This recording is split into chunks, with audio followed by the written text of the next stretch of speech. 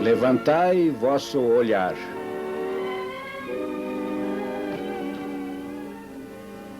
Esta é a história da Igreja do Evangelho Quadrangular no Brasil.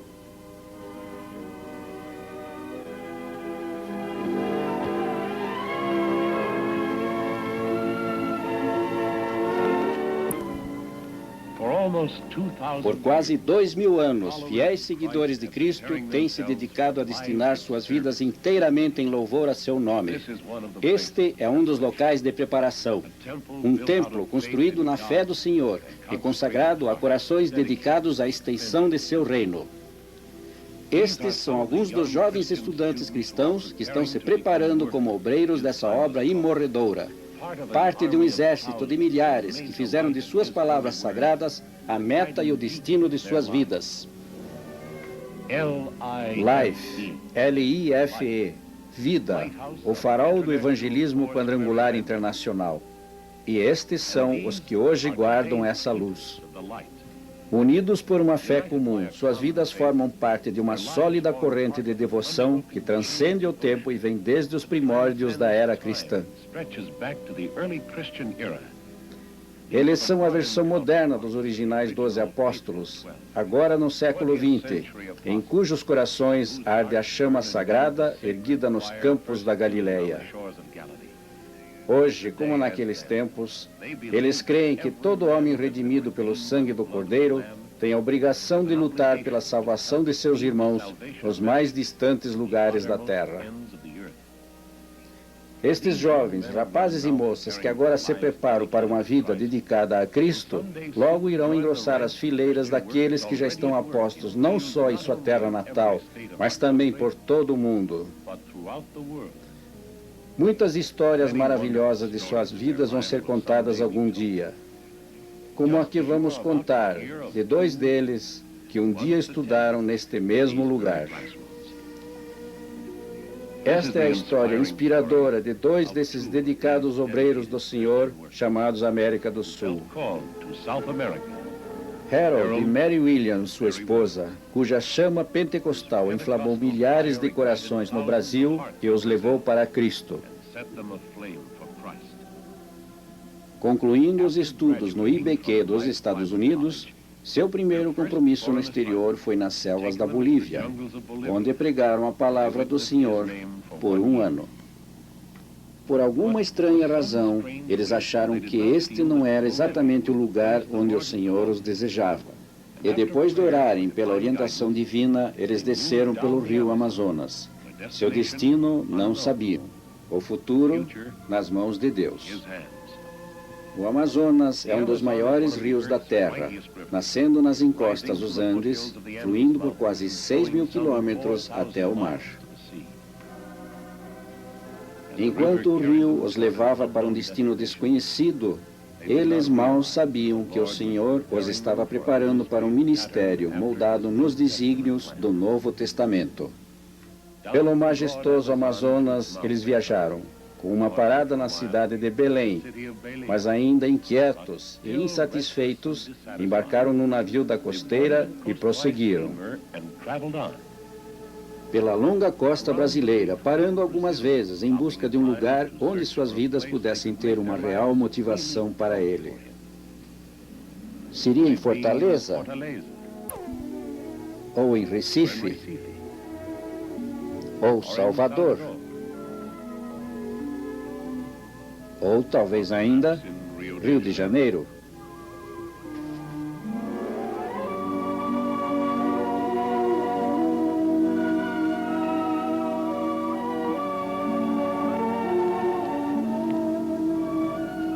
Por algum tempo eles acharam que o rio podia ser o lugar, pois era uma cidade onde havia milhões de almas esperando pela salvação. Mas, à medida que percorriam esta cidade cosmopolita com sua arquitetura moderna e suas belas e amplas avenidas, voltaram a sentir a mesma inquietude. Aqui haveria oportunidade de trabalhar por Cristo, é verdade, mas, de algum modo, viram que as portas abertas que esperavam encontrar não existiam. Este era o deslumbrante e agitado Brasil dos turistas, a fabulosa cidade das calçadas de mosaico e da famosa praia de Copacabana. Esta era a Paris da América do Sul, a Meca para os que vinham do mundo todo em busca de prazer, identificada pelo inconfundível Pão de Açúcar, guardando a entrada da Baía da Guanabara. Sim, esta era a cidade de muitas atrações turísticas, sendo a mais famosa o bondinho aéreo que leva ao Pão de Açúcar. Mas até essa, mesmo com as belas paisagens vistas do alto daquela montanha, não pôde ser apreciada dessa vez por Mary e Harold Williams. Porque havia coisas mais sérias oprimindo seus corações.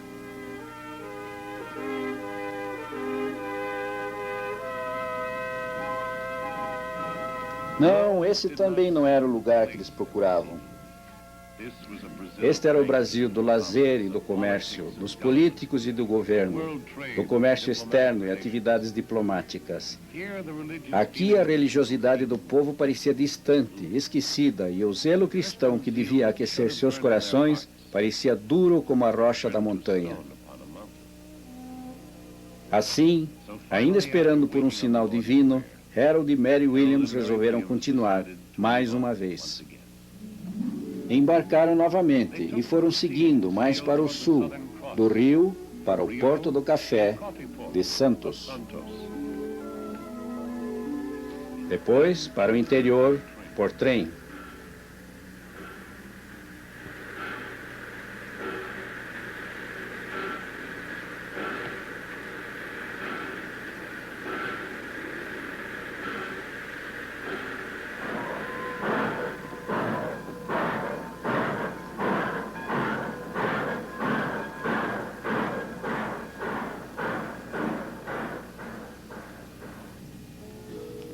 Assim chegaram a São Paulo, o grande centro industrial da América do Sul.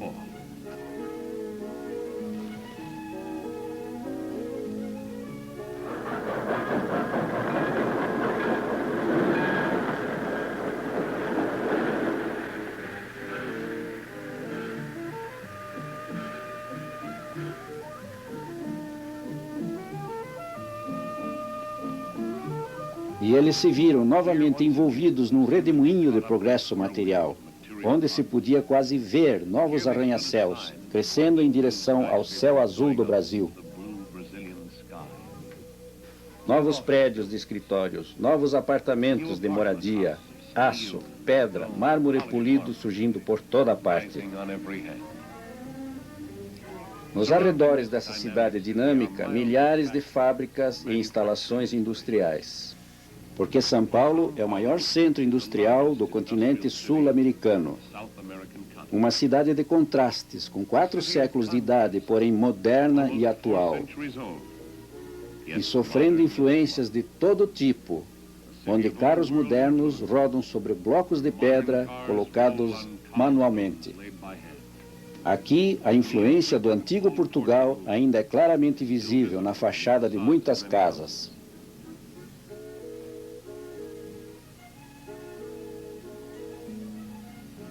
Mais uma vez, o casal Williams teve aquele estranho sentimento de insatisfação. Havia muita gente que devia ser salva, é verdade, mas a vida parecia fluir muito agitada para dar tempo às coisas espirituais. Aqui, as pessoas pareciam fechadas, imunes a qualquer contato. Nessas muralhas de concreto, parecia não haver lugar para Cristo, nem tempo para ouvir seus ensinamentos. Mas como eles estavam errados em pensar assim? Não eram essas grandes cidades que estavam despreparadas. Eles é que não estavam. Quando decidiram deixar São Paulo, eles mal sabiam que um dia o Senhor os faria voltar aqui, que nesta cidade do apóstolo Paulo teria início uma chama pentecostal que iria se espalhar por todo o Brasil. E assim, guiados pelo Senhor sem o saberem, esses missionários da Igreja do Evangelho Quadrangular deixaram São Paulo, ainda em busca de um lugar onde pudessem testemunhar seu nome.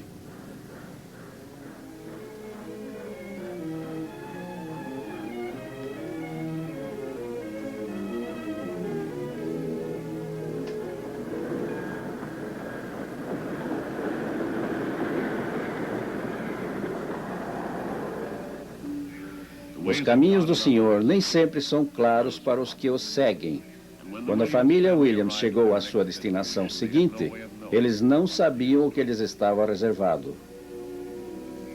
Mas aqui, na pequena cidade de Poços de Caldas, foi o início de anos de muita preparação para a grande tarefa que viria. Uma pequena charrete simbolizando a índole da cidade, num clima de paz e quietude, onde finalmente se encontrou o ambiente para a germinação de pensamentos profundos e concentração espiritual.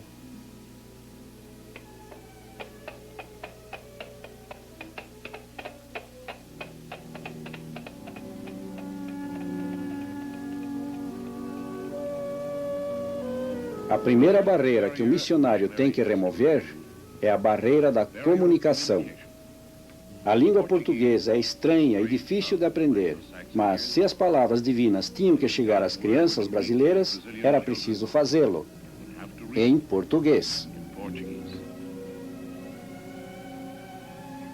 Para aprender a língua do país, Harry Williams organizou aulas de inglês. E à medida que ensinava inglês, ele ampliou seus conhecimentos do português.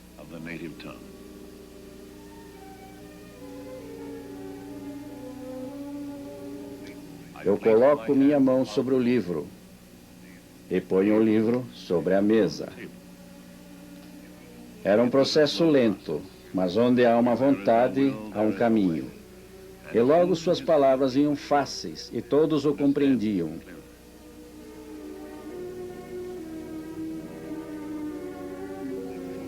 Então, alguns meses mais tarde, ele recebeu uma visita, uma das mais importantes havidas até então. Este homem era um pastor protestante de uma igreja local, e ele convidou o reverendo Williams para fazer um sermão para os membros de sua congregação. O reverendo Williams vacilou só por apenas alguns segundos, pois estava ansioso para começar seu trabalho no Brasil. E assim, depois de orar e meditar, ele aceitou essa oportunidade de testemunhar o amor divino na própria língua do povo. Seu ministério em português havia começado. Convite após convite se sucediam, e à medida que os meses passavam, ele se tornou cada vez mais requisitado entre as congregações. Domingo após domingo, ele pregava nos púlpitos de templos protestantes por toda parte. Mas apesar desse progresso inicial, ele ainda não se sentia realizado. Faltava alguma coisa, algo ainda estava errado. A antiga inquietude foi voltando ao seu coração. Com a alma ansiosa, ele se perguntava quando é que o seu trabalho iria começar de verdade, ter sua própria igreja, ou o que quer que fosse a vontade do Senhor. Amargurado e confuso, ele implorou pela orientação divina. Ó Senhor, guia-nos, mostra-me o caminho, qual é a tua vontade para nós? Por algum tempo, ele foi o pastor de sua igreja em São João da Boa Vista. A igreja cresceu e logo havia 60 pessoas na congregação. Porém, mesmo com essa tarefa, aquele sentimento não o largava. E o trabalho acabou sendo assumido por outro casal missionário. Mas ele ainda sentia que alguma coisa profunda e fundamental estava errada. Algo que tinha que ser corrigido para não minar sua autoconfiança e destruir sua serventia para o Senhor. Mas o que? O que é que podia estar errado? Ele sabia a língua e estava conquistando almas para Cristo. Tinha construído uma igreja e era um ministro honrado e respeitado. Deus havia abençoado seu casamento e lhe dera mais um casal de filhos. Mesmo assim, a antiga tormenta persistia, com a mesma convicção de que algo ainda estava errado. Por 30 dias ele meditou. Por 30 dias e noites ele esperou em oração pelo Senhor. Onde foi que ele perdera o caminho? Por que o povo se mantinha distante de sua igreja? Por que sua congregação tinha só 60 almas num país de tantos milhões? Por quê? Por quê? E o que ele podia fazer sobre isso?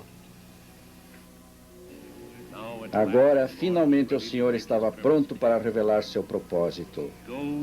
Segue, vai por estradas e caminhos, e chama-os para entrarem, que minha casa estará cheia. O povo parece ter medo de entrar numa igreja comum. Talvez elas correspondam se as pregações forem feitas num novo estilo? Claro que sim. Tudo o que ele precisava era uma tenda. Uma tenda. Tudo o que eu preciso é uma tenda. Finalmente, o plano do Senhor tinha sido revelado. Convencido de que essa visão era uma ordem direta do Senhor, o pastor Williams decidiu expor seu plano diretamente a seus superiores nos Estados Unidos, pedindo seu apoio e consideração.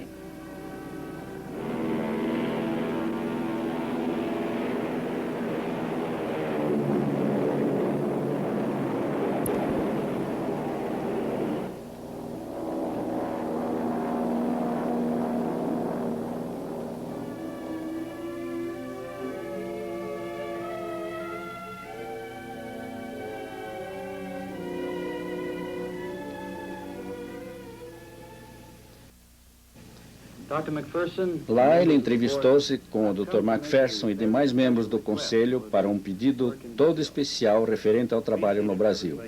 O presidente mandou que sentasse e ouviu com atenção. Williams contou que havia recebido uma inspiração para um novo tipo de trabalho no Brasil, alguma coisa nova e que nunca tinha sido feita anteriormente, ou seja, colocar uma tenda do Evangelho bem no meio de uma grande área industrial de São Paulo. Precisava de uma ajuda inicial para adquirir o material para essa primeira tenda. Precisaria apenas da lona, pois os pilares, cordas e outros materiais arranjariam lá mesmo. Se vierem poucas pessoas no começo, logo poderiam ser milhares, mas era preciso uma ajuda para se ter essa tenda. O presidente achou a ideia muito boa, apoiado pelos demais membros. O entusiasmo e convicção de Harold Williams impressionaram vivamente o pessoal, e já não havia mais dúvidas. Essa combinação, primeiro, um programa baseado na pregação e, segundo, o entusiasmo de um pastor cheio da certeza de poder executá-la, fizeram o conselho da IEQ dos Estados Unidos entrar em ação. Eles concordaram que a ideia era ótima e iam divulgá-la entre os membros da igreja para conseguir donativos. Williams agradeceu ao presidente e demais companheiros pela atenção ao seu projeto, mas pediu que tudo fosse agilizado ao máximo, porque estava ansioso para começar. Recebeu os votos de felicidades de todos, desejando-lhe sucesso no trabalho de evangelização. O presidente analisou os detalhes do plano com seus companheiros e pediu que todos colaborassem na campanha de arrecadação de fundos, que foi feita e que resultou na primeira tenda da Igreja do Evangelho Quadrangular do Brasil. O Dr. McPherson transmitiu o plano aos membros principais da igreja para sua decisão final. Explicou as maravilhosas possibilidades que o programa oferecia no sentido de ampliar o reino de Cristo no Brasil. Pediu a todos o apoio através de orações e auxílio financeiro. Nas igrejas, não só de Los Angeles, mas de todo o país, líderes, leigos e pastores captaram a visão e fizeram apelos entre os membros de suas congregações. E o povo escutou e começou a entender o que poderia significar o ministério das tendas no Brasil. Nas reuniões da mocidade da igreja, o desafio era lançado entre os participantes. Era a oportunidade de cada um poder participar numa causa de longo alcance e enorme significado. Em muitas e muitas reuniões desse tipo, os jovens começaram a ouvir e responder ao chamado de Cristo. Crianças também eram convidadas a participar. Para elas, contava-se a história de modo mais simples. Iremos aos pontos mais distantes da terra para contar as boas novas, como foi feito pelo Salvador há 2000 anos. Eles ajudaram com moedas e pequenas quantias. E cada criança que ajudou assinava o nome num pedaço de lona que depois seria costurado na tenda de reavivamento. Como de costume, os dedicados membros da igreja responderam de coração aberto. Depois de algumas semanas, já havia dinheiro suficiente para comprar a primeira tenda para a cruzada de reavivamento no Brasil.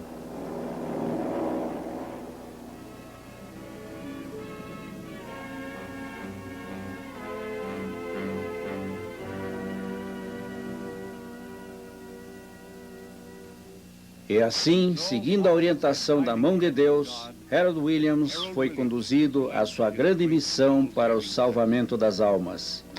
Agora, a antiga inquietude fora esquecida. A velha confusão era uma coisa do passado.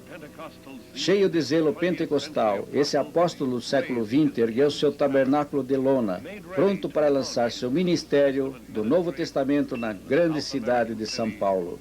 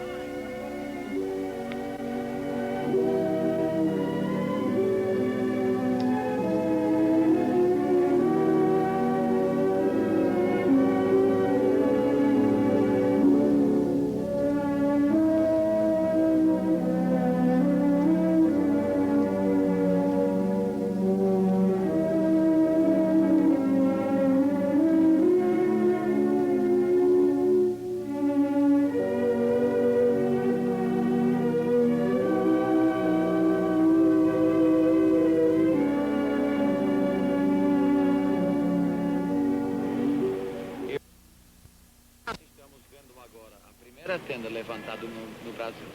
Vamos dar graças a Deus.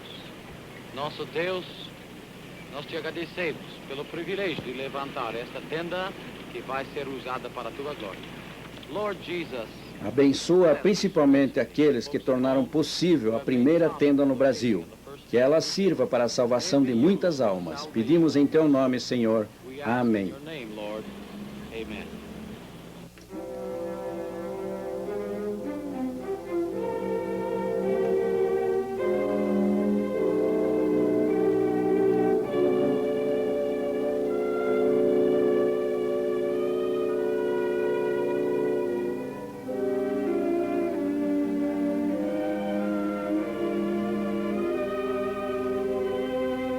Quando tudo estava pronto, Harold e Mary Williams saíram pelas ruas convidando diretamente as pessoas do povo. Cada contato pessoal era feito em seu santo nome. Cada convite era feito com uma oração interior.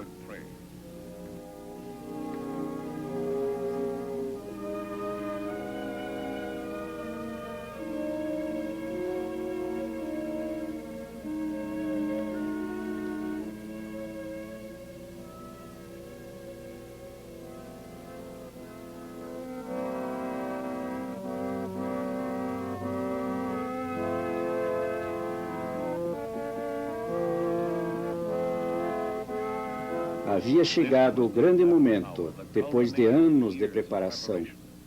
Eles haviam seguido o caminho indicado pelo Senhor. Tinham se esforçado por compreender e seguir sua vontade. Mas depois de tudo aquilo, qual seria o resultado?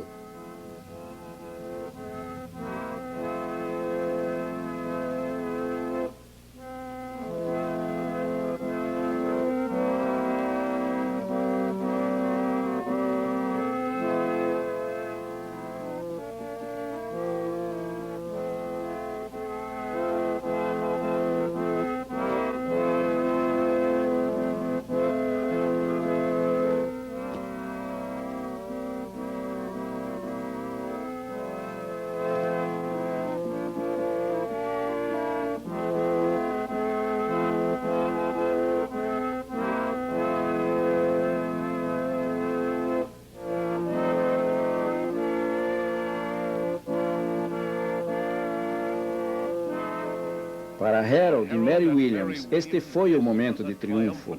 Aqui finalmente estava a prova de que pelo evangelismo das tendas, o povo do Brasil podia ser alcançado pelo Evangelho Salvador de Cristo. Boa noite, amigos. Bem-vindo ao nosso culto. And as we would say in English, the Lord bless you and welcome to our service. Hoje é o nosso primeiro culto na tenda de Jesus.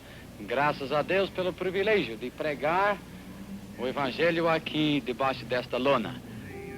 Dia após dia, ele continuava suas reuniões de evangelismo e o povo de São Paulo vinha em grupos cada vez maiores. Em cada reunião aparecia mais gente, ansiosa para ouvir a mensagem da salvação. A congregação crescia em tamanho e também o Espírito do Senhor crescia dentro de seus corações. E começou a se manifestar o início de um grande reavivamento. Senhor Jesus, nós te agradecemos pelo privilégio de trabalhar na sua seara, aleluia. Abençoa esse povo, Deus, que está trabalhando para ganhar almas aqui no Brasil. Em teu nome nós pedimos, amém. E todo o povo de Deus diga amém. Agora vamos cantar o corinho Brilhando. Brilhando, brilhando, brilhando.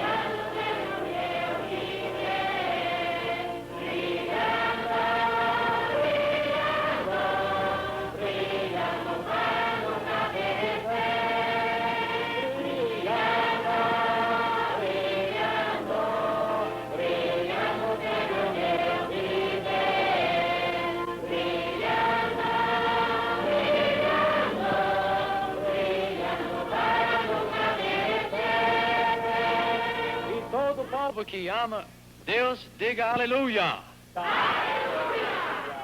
Vamos agora ouvir a palavra do Senhor. O meu Deus, das suas riquezas, suprirá todas as vossas necessidades. Desse modo, pela fé em Deus e confiança no seu poder, foi lançado um dos maiores movimentos de reavivamento vistos no mundo, desde os tempos de Pentecostes. Glória a Jesus, que devemos sempre olhar para Cristo, que supre as nossas necessidades. Amém. Senhor Jesus, põe a tua mão sobre o teu servo. Nós te agradecemos por teu poder, Senhor. Amém. Amém. Senhor Jesus, tu conheces as necessidades deste corpo e cremos. Nós cremos que Jesus Cristo é o mesmo ontem, hoje e será sempre. Acreditamos que da mesma forma que curava os doentes há 2000 anos atrás, hoje Ele também cura aqueles que acreditam nele e nele depositam toda a sua esperança. Amém. Aleluia. Meu Senhor. Coração. Quantos creem que Jesus cura de coração, né? Então vamos orar. Enquanto o missionário orava por cada pessoa, o Espírito do Senhor descia sobre eles e muitos eram curados. Uma moça cega de uma vista pediu suas orações para a cura. Sua vista clareou e ela começou a enxergar. Da mesma forma que Jesus havia tocado os dois cegos, dizendo: "Se tendes fé, que esteja a vosso alcance", e seus olhos se iluminaram. Para outra, Jesus disse: "Que seja para vosso conforto, vossa fé será vossa esperança." Senhor Jesus, tu conheces as necessidades da tua serva, repreendemos a enfermidade do pé da tua serva. Senhor, liberta em teu nome pedimos. Amém. Amém. Aleluia. Estes sinais seguirão aqueles que acreditam no Senhor. Em meu nome eles porão as mãos sobre os enfermos e eles serão curados. Uma outra mulher, tomada pelo Espírito Divino, testemunhou que seu filho foi atendido e curado, estando já quase às portas da morte. Os testemunhos daqueles que haviam sido curados empolgaram os ouvintes da congregação. Aqui estava a prova de que a força de Deus ainda faz milagres através do instrumento da fé. Através da fé houve aqui a cura de bronquite e de um fígado enfermo. Glória a Deus por sua misericórdia naqueles que acreditam. Pela fé eu fui curada de uma prolongada infecção crônica. Mas mais do que isso, eu encontrei uma nova alegria na vida e uma maravilhosa paz de espírito em Cristo Jesus. Por mais de 20 anos eu era vítima de um vício que destruía minha saúde. Mas, pela fé em Cristo, eu comecei a me livrar desse vício desde o primeiro dia em que entrei nessa tenda. Não somente o corpo é vítima de doenças e sofrimento. A alma também pode ser afligida por enfermidades. Testemunha após testemunha se levantavam para falar. Com entusiasmo e fervor, eles contavam suas experiências. Cura da tuberculose, cura do câncer, recuperação da insanidade. O reavivamento começou a crescer como o sopro poderoso do vento. Eu era cega de nascença. Ouçam, eu era cega de nascença e não enxergava numa das vistas. Eu vim aqui e acreditei, e minha visão retornou. Eu nasci cega e agora posso ver. As pessoas continuavam testemunhando as maravilhosas curas do Senhor. Esse era o momento de erguer as orações em agradecimento ao Senhor. Agradecer o milagre dessas maravilhosas curas.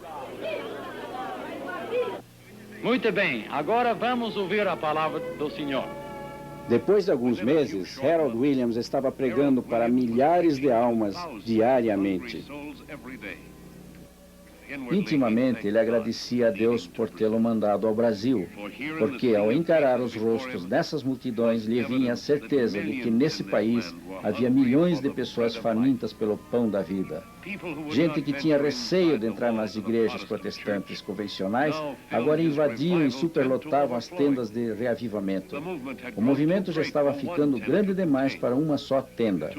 Muito trabalhoso para que um só evangelista desse conta.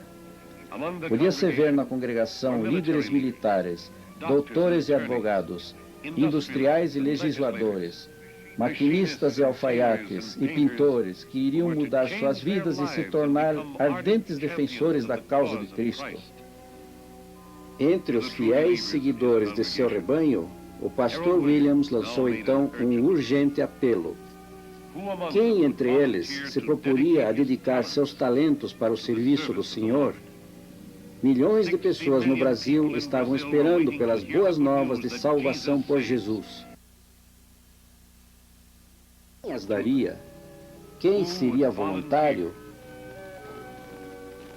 Entre os que escutaram estava o Dr. Ciro Martins, um dos mais famosos dentistas de São Paulo, que fechou seu concorrido consultório e tornou-se um líder na Cruzada Nacional de Evangelização. Também um juiz de direito civil, Dr.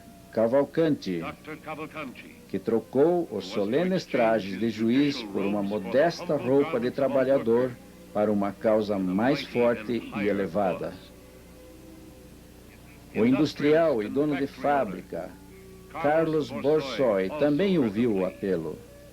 Ele descobriu que haveria alegria maior moldando as almas dos homens do que moldando formas de aço. Também se apresentou um pintor. Este foi Antônio Landi, cujos talentos no ofício logo seriam dedicados à cruzada brasileira de almas. Jacó Visconti, um próspero comerciante de São Paulo, transferiu aos sócios a administração de suas empresas e dedicou seu tempo a serviço das obras do Senhor. Geraldino dos Santos, que acabou sendo um dos maiores missionários de Cristo no Brasil. Um dos valores novos que surgiu na Assembleia Legislativa de São Paulo. Deixou seu trabalho das coisas políticas e, em seu lugar, assumiu a liderança das coisas da alma. Havia muita gente competente e inteligente assistindo a essas primeiras reuniões, entre elas a doutora Helena Christoph, dentista, destinada a se tornar um valor especial, ministrando alívio às necessidades do espírito em lugar das da carne. Então, Harold Williams concluiu seu chamado ao povo. Quem assumiria? Quem iria oferecer seus préstimos ao Senhor? bem.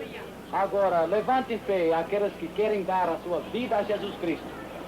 Quer consagrar sua vida, quer trabalhar para Jesus. Vem aqui à frente agora. Irmãos, vamos entregar a nossa vida a Jesus. Vamos entrar na ceia do Senhor. Senhor Jesus precisa da nossa vida. Irmão, vem a Jesus. Vem aqui à frente. Como os que primeiro responderam ao chamado dos primeiros apóstolos, agora os fiéis se levantavam e vinham para a frente.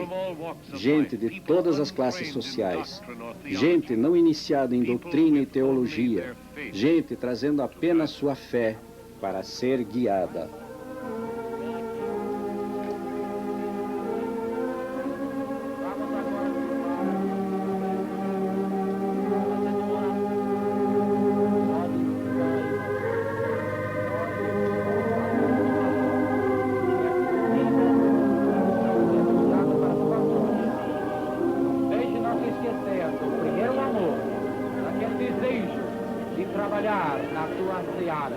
Abençoe, Jesus, cada vida, seja homem ou mulher.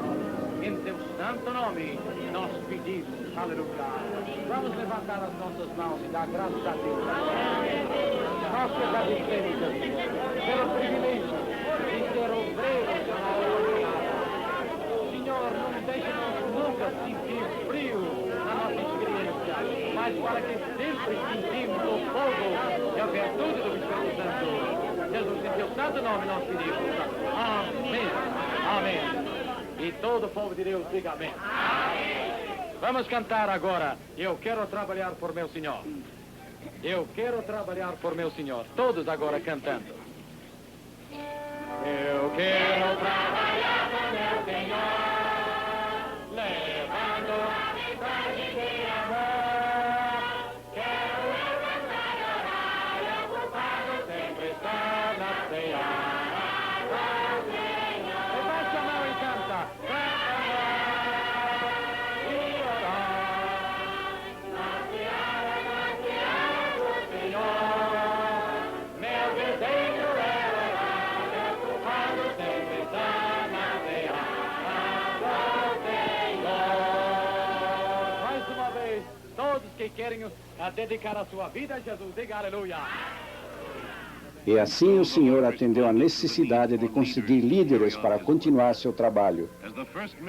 Como o primeiro missionário, Paulo, que preparou os primeiros líderes da igreja nos campos, também o pastor Williams instruiu aqueles que ofereceram seus serviços.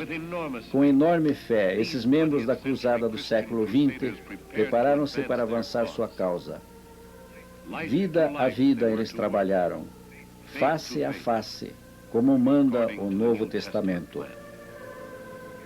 Havia realmente uma grande dedicação, e esses homens e mulheres sabiam que nem tudo seria fácil. Mas sua consagração ao Senhor, sua visão e fé os elevaram a realizações muito acima dos limites humanos. E assim eles trabalharam, carregando sua fé para dentro dos lares do povo. Desse modo, pelo esforço pessoal dos dedicados crentes, o reavivamento no Brasil começou a se expandir quando mais obreiros também aceitaram o desafio, deixando de lado seus interesses mundanos para buscar um relacionamento mais perto de Deus. Esse muito conceituado oficial de alta patente do Exército Brasileiro tornou-se um líder e pregador cristão.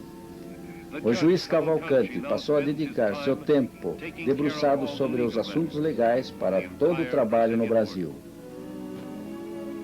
Para cuidar dos pilares e armar uma tenda, precisa-se apenas de homens com a coragem de suas convicções e a determinação de usar um machado.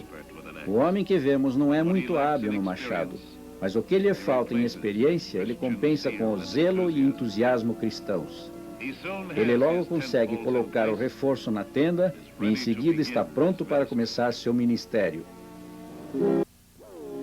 Tua alma está ferida, magoado o coração, a tristeza já se apoderou de ti. Escuta, meu amigo, Jesus vos fala assim: ó cansados e oprimidos, vinde a mim. Tomai sobre vós o meu jugo, e eu vos aliviarei, e descanso vossas almas gozarão. Pois o meu fardo é leve, meu jugo é suave, paz perfeita vós tereis no coração. Como testemunhas do Senhor Jesus, anunciamos nas tendas, nas igrejas da Cruzada Nacional. No desenvolvimento da Cruzada de Reavivamento no Brasil, o Senhor revela uma verdade que não podemos esquecer. E essa verdade é: Ele não dá preferência a uma só pessoa. Se Ele acende a chama no coração de um homem, Ele também o fará no coração de outros. Estes homens que começam a pregar em nome do Senhor, logo o farão de uma maneira que jamais pensavam conseguir. As pessoas ouvem ansiosas, ouvem a palavra e são assim levadas ao trono de nosso Senhor. Estes homens se tornaram e agora são apóstolos do século XX, iguais a Pedro, José e João e os outros discípulos de Jesus. Essa cruzada brasileira é semelhante ao primeiro trabalho do ministério de nosso Senhor, quando ele mandou os apóstolos para falarem em seu nome para as multidões. E assim como o Senhor abençoou o ministério do pastor Williams, Ele agora abençoa o ministério de outros. Através desses homens e outros como eles, o Senhor está derramando suas bênçãos sobre o Brasil hoje em dia. Muitas reuniões cada um deles tinha que promover todos os dias, para atender às multidões que vinham. Em certas oportunidades, eles tinham que promover 6 sermões por dia, 50 em cada semana, por um período de 3 meses, antes de poderem voltar a apenas 3 por dia. Ou falaria Deus e não confirmaria? Não. Às vezes, o atendimento tem que ser feito de maneira ininterrupta, com o povo aguardando em longas filas, esperando para poder entrar.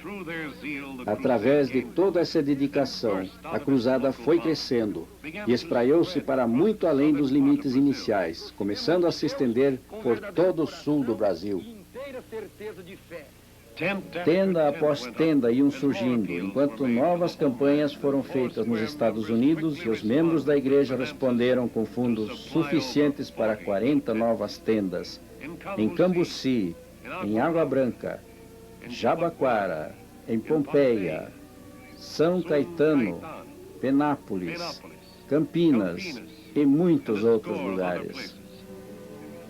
Harold Williams e seus seguidores estabeleceram o quartel-general da igreja na Igreja Quadrangular da Barra Funda, uma igreja cristã brasileira permanente com recursos próprios, que foi criada a partir daquela primeira tenda original. Foi estabelecida uma sistemática para a criação de novas tendas. Primeiro, a própria tenda. Somente a parte superior é fornecida pelos evangelistas brasileiros. As partes laterais, bancos, serviço de alto-falantes, tudo isso tem que ser feito ou comprado por patrocinadores do movimento. Logo depois que uma tenda é erguida, as pessoas começam a aparecer, famintas de alimento espiritual. Em poucas semanas forma-se um núcleo e a tenda acaba sendo pequena para todos que desejam vir.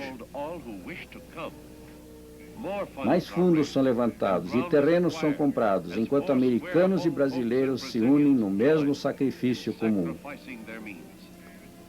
Com orações e cerimônias apropriadas, uma urna de metal contendo dados e registros importantes é enterrada diante da nova igreja. O marco inicial foi lançado. Agora os trabalhadores fazem o erguimento das paredes, pedra a pedra elas se erguem. Cada uma das novas igrejas levantadas é um testemunho permanente do esforço fiel daqueles que trabalham duro nos campos que semeiam para Cristo com a ajuda dos missionários. Outras igrejas começaram a surgir em Limeira, Bauru, Promissão e Curitiba, através dos pastores Mariano e Lauro de Castro.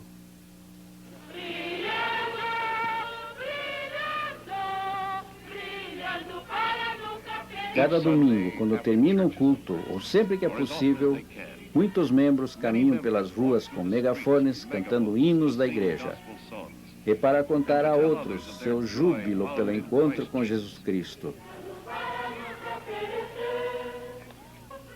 Essa é uma típica passeata com megafones feita no Brasil hoje em dia, de maneira contínua.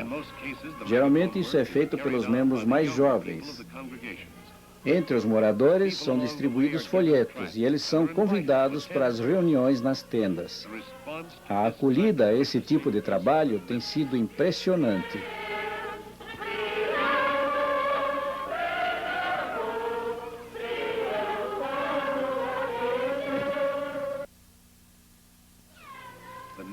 Cruzada Nacional de Evangelização. Igreja Internacional do Evangelho Quadrangular. O Brasil será melhor com Jesus no primeiro lugar. O Senhor seja louvado. Que maravilhoso testemunho das almas que trabalham para Cristo existe nas legendas dessas faixas.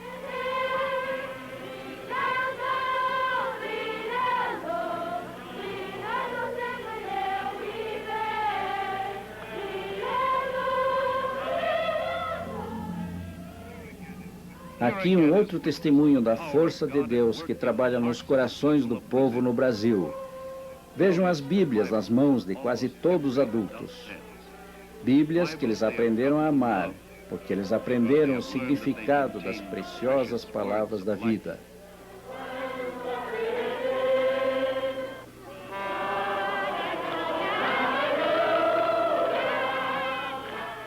A força desse reavivamento é claramente notada pela cada vez maior participação do povo.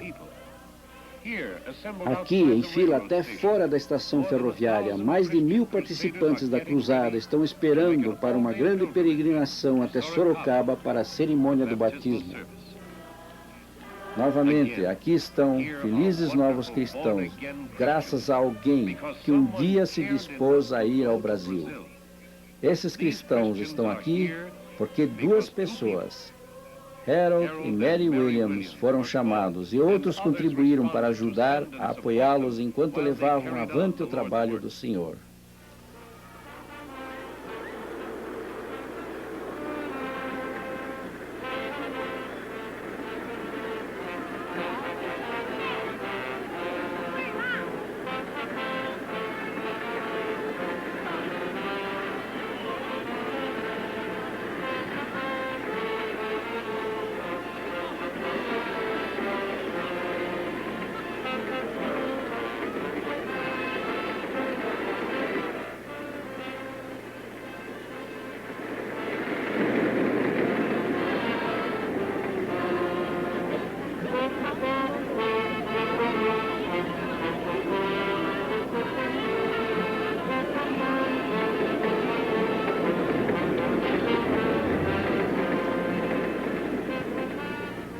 Essa entusiástica aceitação do Evangelho e suas empolgantes expressões públicas de fé provam que todo homem que está em Cristo, este é um novo pregador.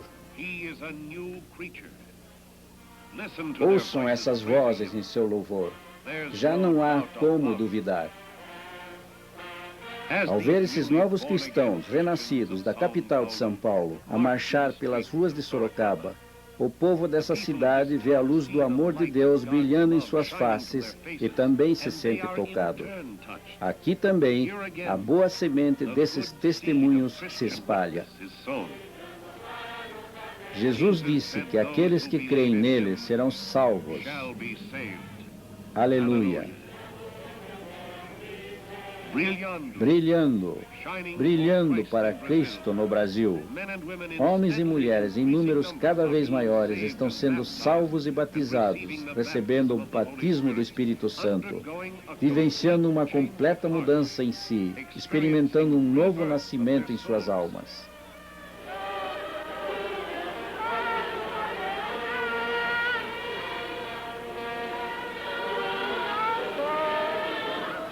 Para eles, esse renascimento é muito real.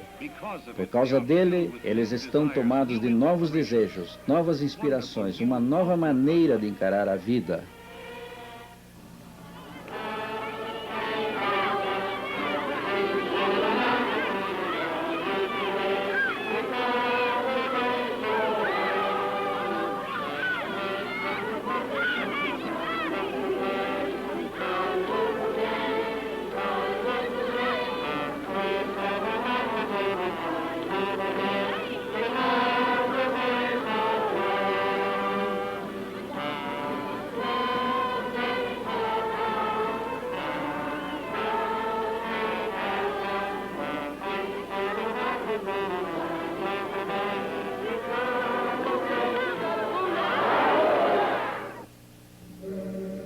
E quando se reúnem no rio a cantar em louvor a Deus e se preparar para o batismo nas águas, começa a se notar um momento de grande elevação espiritual. Este é um grande momento, um momento que eles levarão nos corações até a eternidade. O batismo nas águas. Por essa maneira, nós simbolizamos a morte de nossa antiga vida material e começamos uma nova vida em Cristo Jesus. Ide, ensinai a todas as nações, falou o Salvador, batizando-as em nome do Pai, do Filho e do Espírito Santo. Isso nós fazemos em obediência a seu comando. Ao seguir Nosso Senhor nas águas do batismo, reafirmamos nossa crença no Mestre e saudamos nosso Jesus Cristo, pois Ele é o Filho de Deus e morreu na cruz do Calvário por nossos pecados. E assim como Ele se elevou na força da ressurreição, assim também nós nos elevamos na unidade da vida e o fazemos de uma maneira nova e melhor. Nesse domingo maravilhoso, 125 pessoas foram batizadas. Louvemos ao Senhor por terem essas pessoas ouvido Jesus e compreendido o que verdadeiramente significa o batismo. O movimento se espalha por São Paulo, para os estados vizinhos. No espaço de 20 meses, mais de 1 milhão de pessoas escutaram o Evangelho e grandes batismos eram realizados em muitas cidades. Não aos pares, não em grupos de 10 ou 20, mas a centenas, cantando, cheios de alegria, eles chegavam. Homens, mulheres, rapazes e moças, jovens e velhos juntos.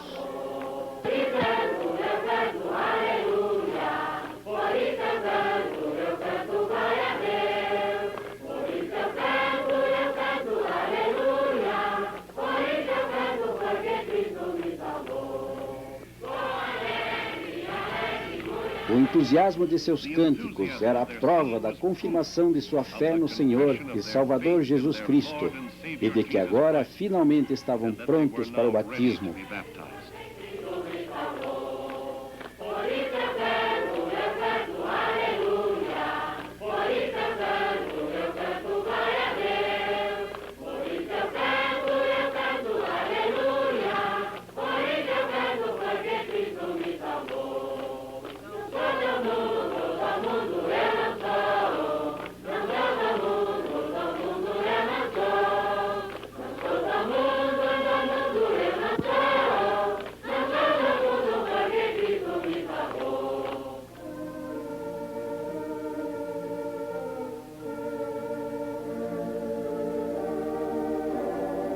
Estas imagens mostram seu desejo de se juntarem a Cristo pelo batismo e também de crescerem com Ele pela fé em Deus Pai. Amém. Não é por nossos trabalhos, pelas riquezas que seremos salvos, mas por sua graça e sua misericórdia é que o seremos. Nesse glorioso dia ensolarado, mais de 200 pessoas foram batizadas, enquanto milhares de outras vieram para assistir esse ato emocionante. Arrependei-vos e sede batizados em nome de Jesus Cristo, e recebereis o Espírito Santo. Assim nos falam as Escrituras, e assim nós o cremos. A onda pentecostal espalhou-se para o leste, até o Rio de Janeiro, então ainda a capital do Brasil. Rio de Janeiro, a mesma cidade pela qual Harold e Mary Williams um dia tinham passado, agora ansiosamente aceitava o Evangelho. Hoje está rapidamente se transformando no centro de atividade da grande cruzada brasileira de reavivamento. Periodicamente, aos domingos, os congregados vão aos subúrbios da cidade em caminhões e ônibus alugados.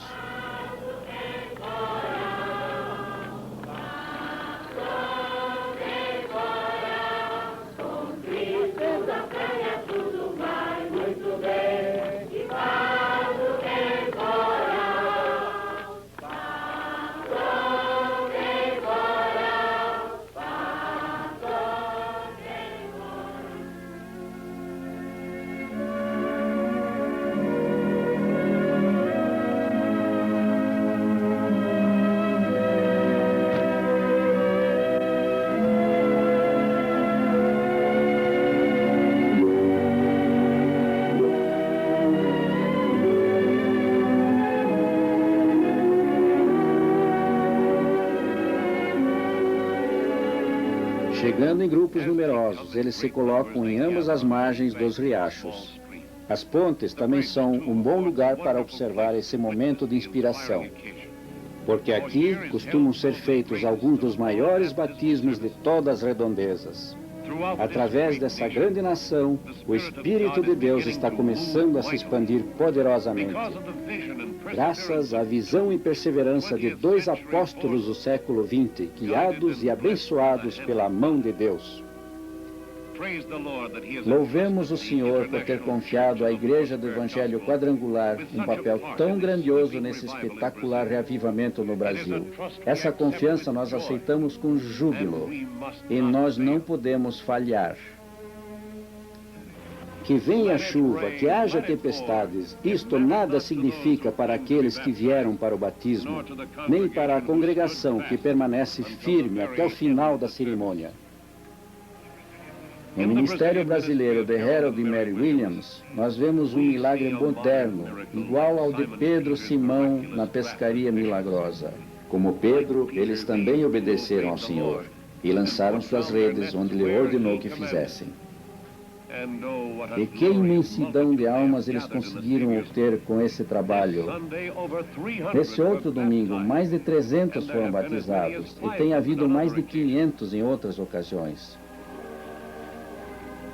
Quando termina o batismo, a congregação marcha de volta pelas ruas, cantando e louvando alegremente até retornarem à velha tenda onde tudo começou. O sucesso da cruzada do Novo Testamento na terra do Cruzeiro do Sul é uma coisa maravilhosa. Mas não podemos dar por terminada a nossa missão nas terras brasileiras, porque ainda falta muito a fazer no Brasil. No entanto, nessa grande cruzada, a obra apenas começou. Porque o mundo todo é campo de semeadura para Cristo, e os milagres que Ele hoje está realizando aqui, Ele pode fazer e está fazendo também em outras terras. Assim, elevemos nossos próprios corações e aceitemos os desafios que nos esperam no mundo. Ergamos os olhos para termos a visão dos campos de colheita. Agora chegou a maior oportunidade para o testemunho cristão. Agora, a nosso alcance o dom de podermos, por nossa própria ação, saber que nós também temos comando. As missões mundiais do Evangelho Quadrangular chamam para a colheita de Jesus.